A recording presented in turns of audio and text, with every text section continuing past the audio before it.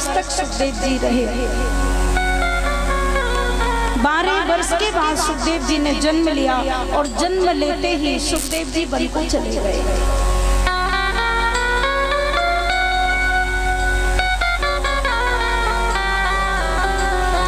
यम प्रव्रजन्तमनुपेतमुपेत कृत्यं द्वैपायनो विरह कातरया जुहाव पुत्रेति तन्मयतया तर्वो विनेदु तं सर्वभूत हृदयं मुनिमानतोऽस्मि। सुखदेव जी जन्म लेते ही वन को चले गए और इनके पिता व्यास भगवान पीछे पड़े अपने पुत्र को रोकने के लिए। अभी अभी मेरे बेटे ने जन्म लिया है, साधु बन गया, वैरागी बन गया, वन को चला गया। बहुत बार रोका पर सुखदेव रुके नहीं।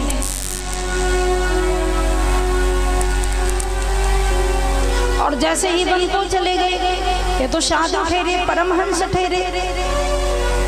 वह रे मौज फकीरांदे, वह रे मौज फकीरांदे, वह रे मौज फकीरांदे, वह रे मौज फकीरांदे।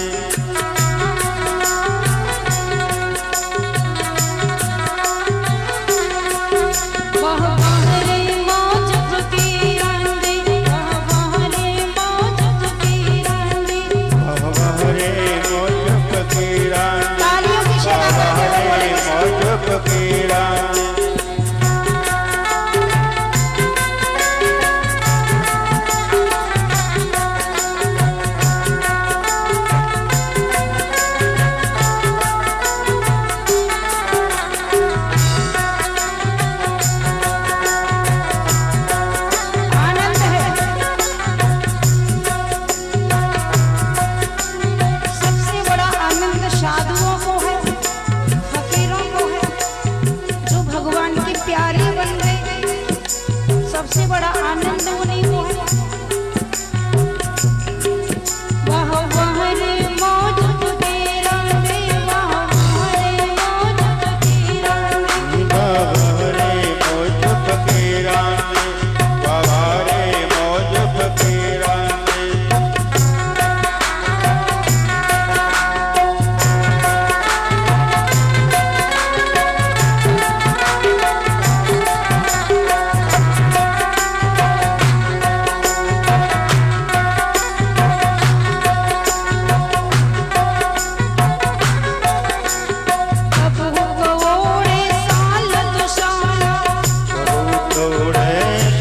दुशाला कबू तोड़े साल दुशाला, कबू तोड़े साल दुशाला, कबू तोड़े साल दुशाला, कबू तोड़े साल दुशाला।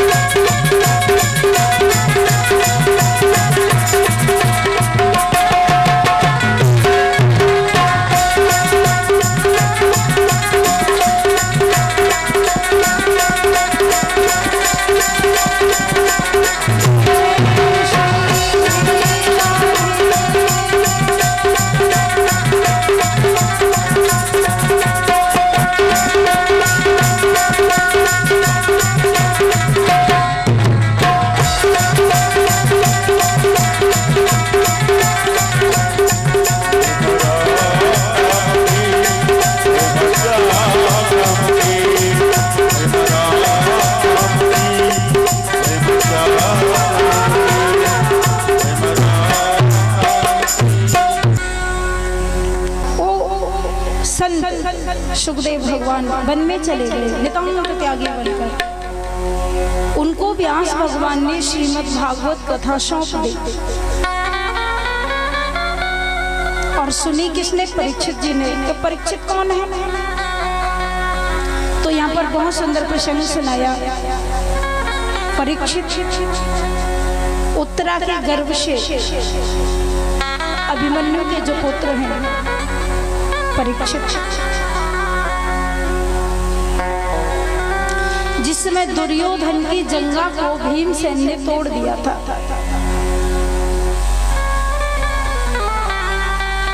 भीम ने तोड़ा दुर्योधन की जंगा, तो दुर्योधन बड़ा परेशान था, मरणासन्न अवस्था में बेहोश पड़ा है। बार बार सोचता है कि भीम ने मेरी जंगा को तोड़ा है, इसका बदला कैसे ले। उसी समय अश्वत्थामा आता है और अश्वत्थामा ने जब देखा दुर्योधन को तो उसे समझाया, ये मित्र है दुर्योधन का। अश्वत्थामा ने दुर्योधन से कहा, भैया तुम चिंता मत करो, तुम्हारे बैर का बदला मैं लूंगा।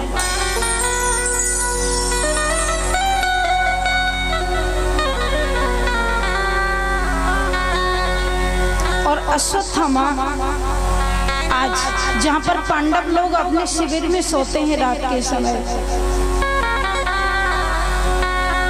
दिन में युद्ध चलता है, रात्रि के समय विश्राम, योद्धा अपने अपने शिविर में जाकर विश्राम करते हैं। तो जहाँ पर पांडवों की शिविर लगी हुई है वहाँ पर द्रौपदी, 5 पांडव और द्रौपदी के 5 पुत्र, रात्रि का समय है, सब सो रहे हैं। द्रौपदी के 5 पुत्र सो रहे हैं। अश्वत्थामा आज शिविर में गया और उसने द्रौपदी के 5 पुत्रों को सोता हुआ देखा, तो उसे लगा कि 5 पांडव सो रहे हैं। चादरा ओढ़े हुए 5 द्रौपदी के पुत्र सो रहे थे। सोते समय अश्वत्थामा ने 5 पुत्रों को मार दिया।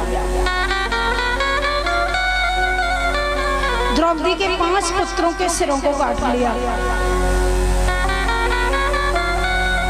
मन ही मन बड़ा प्रसन्न हुआ और थैले में 5 सिर डालकर लाया। दुर्योधन के पास आकर बड़ा खुश हुआ और कहा, भैया देखो तुम्हारे बैर का मैंने बदला ले लिया। दुर्योधन ने पूछा क्या हुआ? तो उसने कहा, 5 को मार के आया हूँ।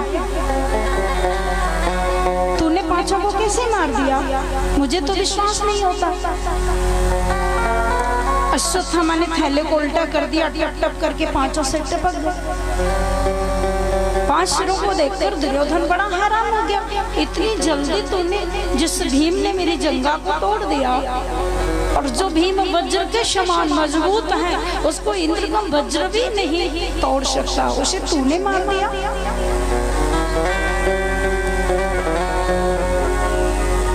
दुर्योधन को विश्वास नहीं हुआ।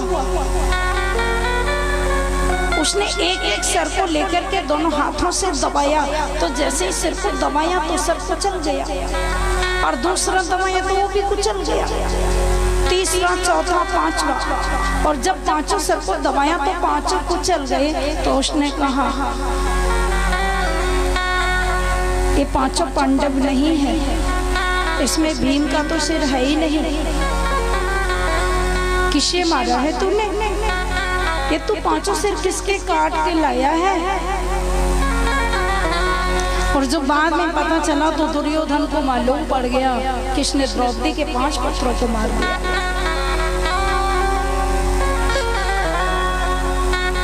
दुर्योधन के मन में ये बात थी कि तुम 5 पांडवों को मार दो, अच्छी बात है, लेकिन जब उसे पता चला कि 5 पुत्र मार दिए हैं तो दुर्योधन के अंदर भी दया से हृदय द्रवीभूत हो गया और दुर्योधन की आंख से आंसू छलछलाने लगे। और उसने रोते रोते अश्वत्थामा से कहा, अरे दुष्ट, तूने अच्छा नहीं किया। तू 5 पांडवों को मार देता तो मुझे कष्ट नहीं होता, परंतु तूने तो मेरा वंश ही निर्वंश कर दिया। ऐसा क्यों किया तूने?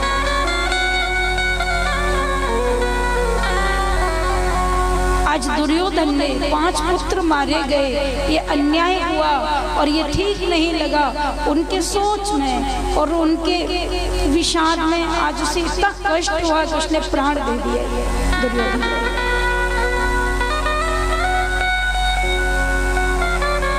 इधर रात्रि बीती, सवेरा हुआ। द्रौपदी जी जैसे शिविर में आई तो उन्होंने देखा कि 5 पुत्र जिनके सर नहीं है, 5 पुत्रों के धड़ पड़े हुए हैं। तो द्रौपदी बहुत रोए, बहुत माँ है ना, 5 पुत्र जिसके जवान बेटे मारे गए हों, 5 बेटे। द्रौपदी बेहोश होकर गिर गई। 5 पांडव बहुत हैरान हो गए, आखिर ये कुकृत्य ये किसने किया? ऐसा पापात्मा, ऐसा अधर्मी जो सोते हुए को मार गया। क्षत्रियों का काम नहीं कि सोते में वीर पर वार कर दे।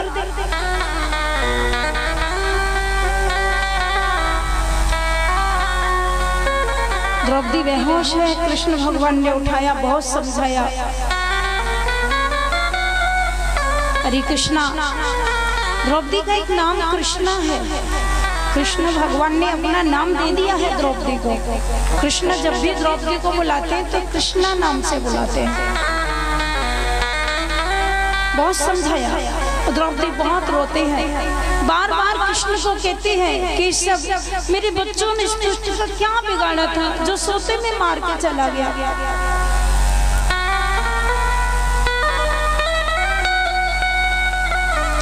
द्रौपदी जब प्राण देने के लिए तैयार हुई तो अर्जुन ने द्रौपदी को रोका और अर्जुन ने द्रौपदी जी के सामने शपथ ली, तुम चिंता मत करो, जिसने तुम्हारे पुत्रों को मारा है मैं उसको तुम्हारे हवाले कर दूंगा और तुम्हारे सामने ही उसको मृत्यु दंड दूंगा।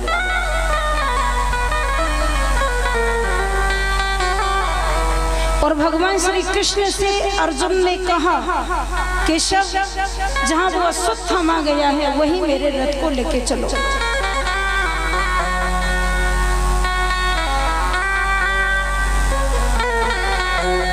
कृष्ण महारथी हैं, कृष्ण सारथी हैं और अर्जुन महारथी हैं।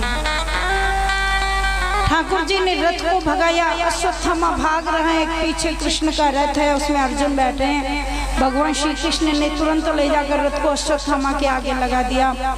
अर्जुन उतर पड़े और लेकर के अश्वत्थामा को पकड़ लिया, बोले यही तुम्हारे पुत्रों का हत्यारा है। रथ में बिठा लिया उसको और रथ में बिठा करके अर्जुन उसको लेके आए द्रौपदी के पास में।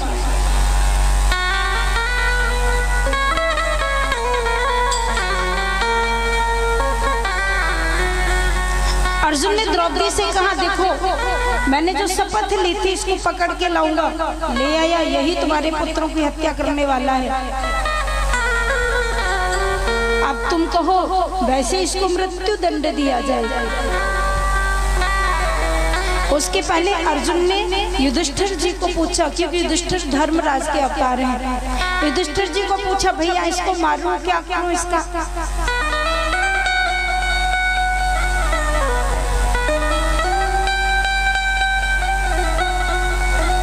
अब युधिष्ठिर तो धर्मराज के अवतार हैं। युधिष्ठिर ने तो कह दिया कि ये ब्राह्मण बालक है, गुरु का बालक है। द्रोणाचार्य ने आपको कितनी शिक्षा दीक्षा दी है, आप उनके शिष्य हैं, वो आपके गुरुदेव थे और उन्हीं का पुत्र है, तो ये आपका गुरु भाई है, इसको मारने से पाप लगेगा, छोड़ दीजिए, मत मारिए।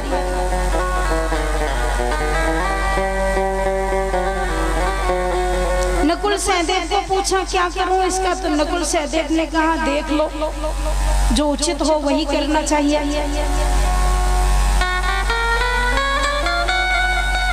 जिसमें धर्म भी रह जाए और इसको दंड भी मिल जाए वही उपाय करना चाहिए।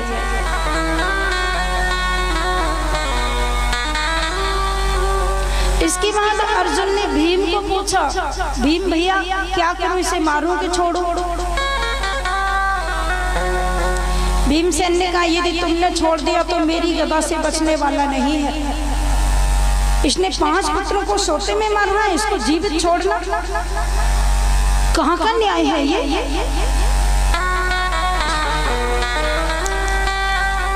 लेकिन द्रौपदी ने जैसे ही देखा कि जिसने मेरे 5 पुत्रों को मारा है वो तो अश्वत्थामा है,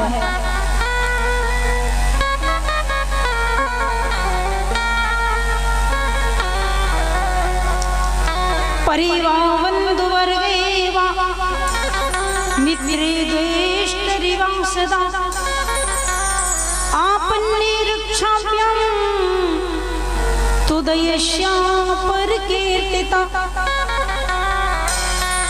ये पापानि न कुर्वन्ति वाक्कर्म विबुद्धिभिः। द्रौपदी क्या है?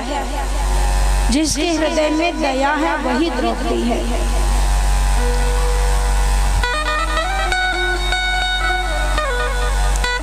द्रौपदी ने जैसे ही देखा कि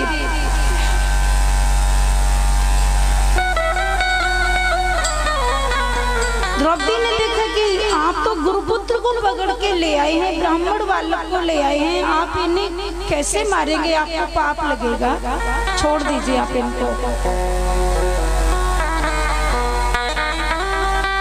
तो अर्जुन ने कहा कि देवी तुम्हारे पुत्र को इसी ने मारा है। अब इसको मृत्यु दंड मिलना चाहिए, तुम बताओ। तो इसको आग में जला के मारो, तुम कहो तो शस्त्र से काट के मारो, तुम कहो तो समुद्र में डाल के मारो, तुम जैसे कहो वैसे इसको मृत्यु दंड तो देना ही है।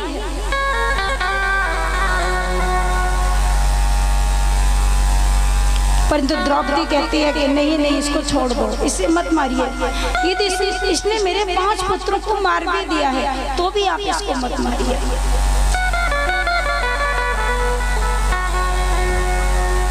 आखिर कृष्ण की बहन है। द्रौपदी का हृदय दया से भरा है और द्रौपदी ने एक बार नहीं 2 बार कहा मुच्चिता मुच्चिता हमेशा ब्राह्मणों नितराम गुरु।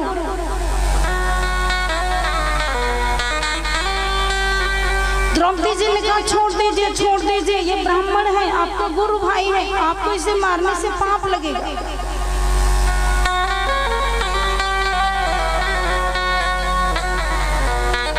अर्जुन ने कहा लेकिन मैं इसे छोड़ूंगा नहीं,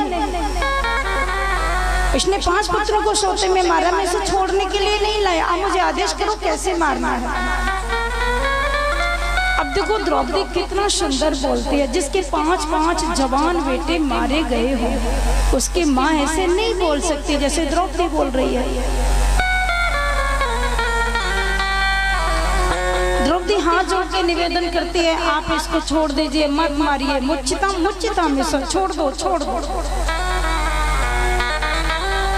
और इसके बाद में द्रौपदी कहती है कि यदि फिर भी आपको मारना है तो एक शर्त होगी। वो क्या? द्रौपदी कहती है यदि इसको मारने से मेरे 5 बेटे जिंदा हो जाएं तो आप मार दीजिए। इसको मारने के बाद मेरे 5 पुत्र तो जिंदा नहीं हो सकते, फिर आप ये पाप क्यों कर रहे हैं? ब्राह्मण बालक को मारकर आपको ब्रह्म हत्या का दोष लगेगा, पाप लगेगा।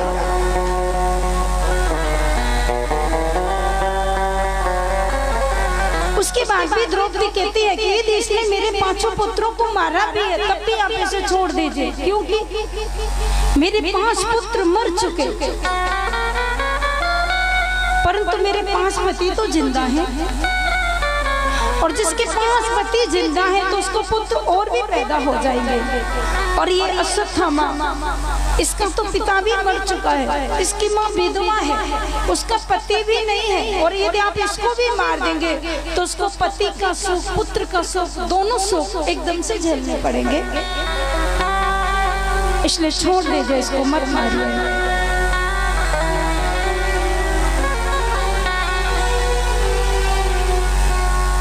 अब अर्जुन बड़े धर्म संकट में पड़ गए, मैं क्या करूं? भगवान श्री कृष्ण से पूछा कैसा, तुम बताओ कि मारो कि छोड़ो? भगवान श्री कृष्ण ने कहा ब्रह्म बंधुर्न हन्तव्यो आततायैव धार्हण। भगवान कृष्ण कहते हैं अर्जुन इसको मार भी दो और इसको छोड़ भी दो।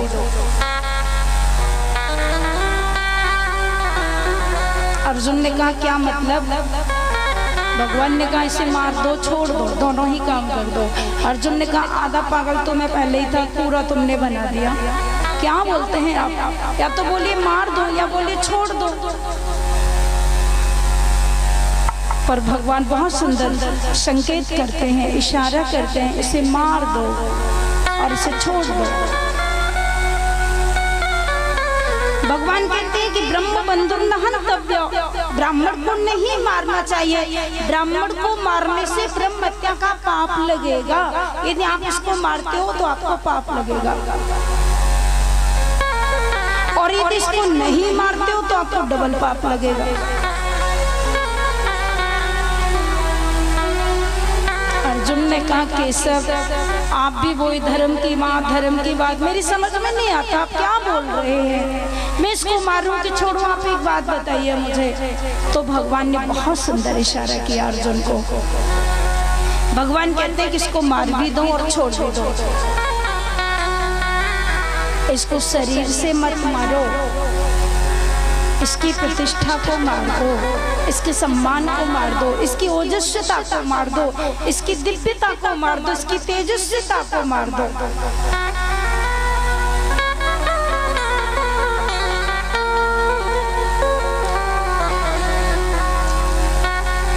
गीता में भगवान श्री कृष्ण आदेश करते हैं संभावितस्य च कीर्ति मरणादितिर्च्यते। सम्मान्य आदमी, प्रतिष्ठित व्यक्ति की समाज में यदि प्रतिष्ठा मर जाए तो फिर वो जिंदा नहीं है।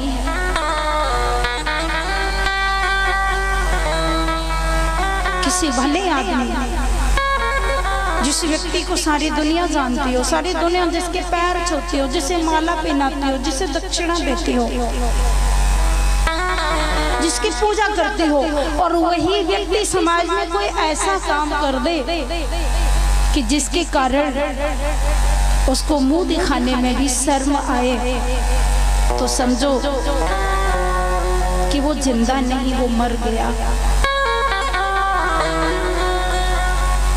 बहुत लोग ऐसे हैं जो शरीर से मर गए लेकिन आज भी जिंदा हैं।